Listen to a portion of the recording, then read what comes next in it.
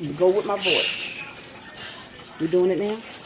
All right, Miss Tamiko. Right here we have, Mark, show her the picture of the recipe. We're going to use 1 stick of butter, 1½ cups of margarine, 1½ cups of brown sugar, 1/3 cup of carnation milk. So I'm melted. Mark, come over here to the stove. I have melted the brown sugar and the butter, the stick of butter, and the 1½ cups of brown sugar and 1/3 cup of margarine. So I let it come to a boil. So you can see, as you get it really good and blended, you let it come to a boil. And turn it up a little bit. Oh, okay. It should be a really loose consistency. So we're going to let this sit for just a minute. You can put it on pause, Mark. Yeah. Okay, we're back. And you can see our milk, brown sugar, and butter is boiling. Stir it real well. Remove from heat. And then you're going to take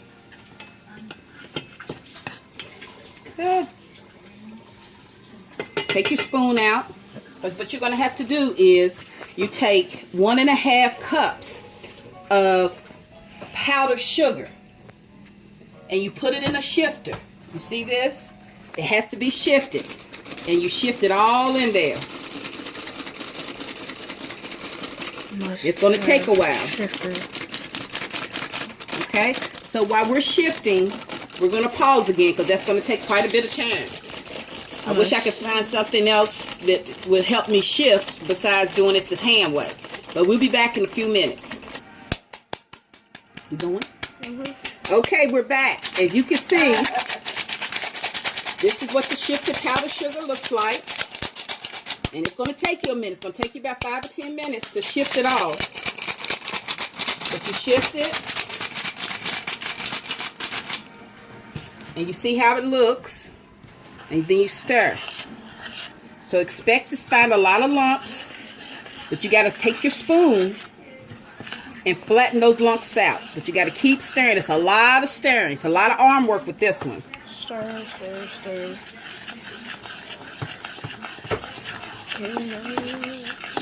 So you see all of these lumps. And get your powdered sugar from around the sides. And you keep stirring.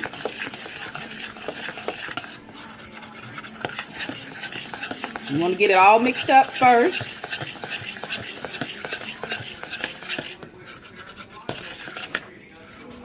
And as you get it mixed up, you're going to take your spoon and flatten all the lumps out of it.